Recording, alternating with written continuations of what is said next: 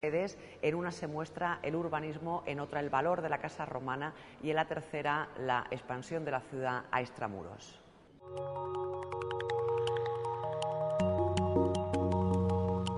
El brillo de la Córdoba árabe, su importancia histórica y su trascendencia cultural ha tamizado en muchas ocasiones otra gran Córdoba, tan importante en muchos aspectos como la capital omeya, la ciudad romana, la urbe que alcanzó su esplendor en el siglo I a.C. La gran exposición que podemos ver hasta mediados de febrero en la capital cordobesa analiza aspectos fundamentales de esta ciudad y la ubica en el justo lugar que le corresponde en la historia de las diferentes Córdobas.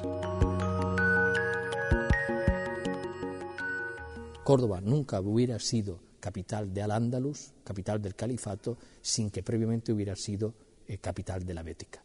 Los árabes aprovecharon el legado clásico al 100%, se nutrieron de él y buena parte de su herencia viene marcada precisamente por lo clásico.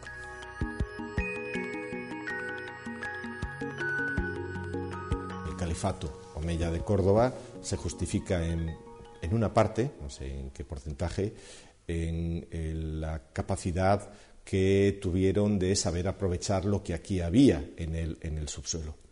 Un ejemplo le planteo a ese respecto. La primera mezquita que se construyó, la primera parte de mezquita que se construyó, está construida íntegramente con material de expolio.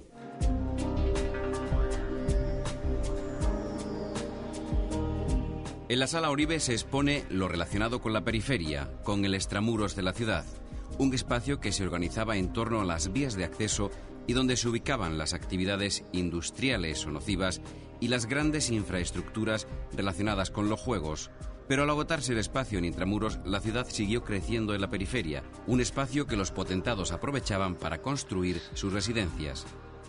Aquellas grandes casas que buscaban el boato, el terreno, los medios suficientes como para una representación mayor que dentro de la ciudad, y en los grandes edificios de espectáculo que necesitaban muchísimo espacio, no solo para ellos mismos, sino también para el discurso de 20, 30.000 espectadores cuando se reunían en los grandes días de festejos, y que en el caso concreto de Córdoba son el circo y el anfiteatro. En el entorno de Córdoba, del anfiteatro de Córdoba, hemos podido recuperar la mejor colección de epitafios de gladiadores muertos en la arena de todo el occidente, después de Roma, y la investigación está de acuerdo en aceptar que en su cercanía se ubicó también el único ludus gladiatorius de Hispania, es decir, la única escuela de gladiadores de toda Hispania donde se debieron formar luchadores para todo el imperio.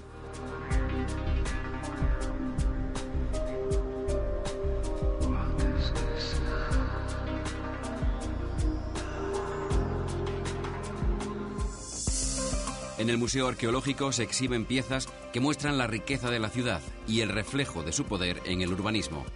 La parte que aquí, como digo, se está mostrando indica de algún modo que a partir del cambio político que organizó Augusto y que planteó César, y que Augusto fue el que materializó y ultimó, las ciudades del occidente, las ciudades privilegiadas del occidente, comenzaron a tener como una verdadera obsesión el ser copias de la capital del Imperio de Roma.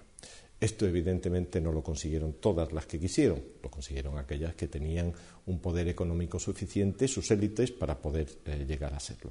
Y eso es lo que está demostrando esta exposición.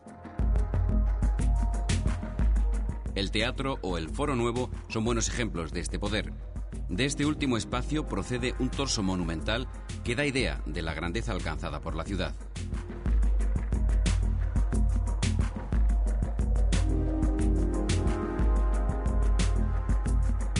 Por último, la Sala Mincorsa recrea una de las casas más comunes en la ciudad romana, la Domus. Y aquí también, en una de las piezas más destacadas, vemos muestras de riqueza y exclusividad.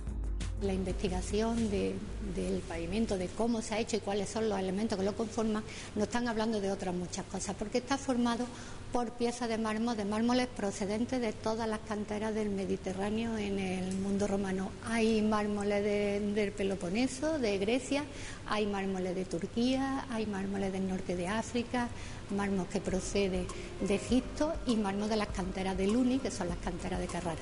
Eso además nos está dando idea de cuál era el poder adquisitivo de los dueños de estas casas romanas.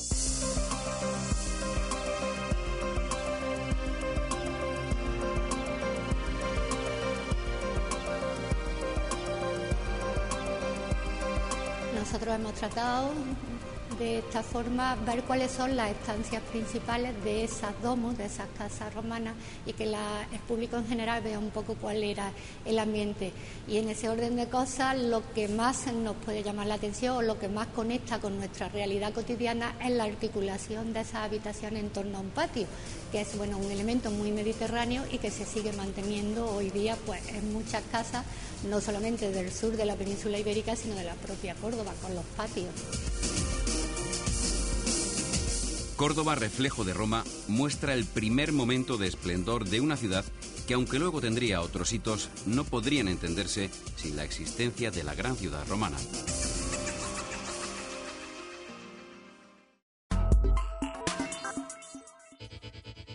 Desde hace unos días el Tesoro del Carambolo, uno de los grandes símbolos de la cultura andaluza, se encuentra expuesto de forma permanente en una sala del Museo Arqueológico de Sevilla.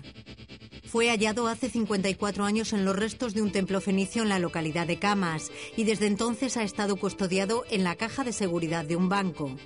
Las últimas hipótesis apuntan a que estas joyas eran los adornos de dos óvidos para el sacrificio en honor del dios Baal y la diosa Astarte.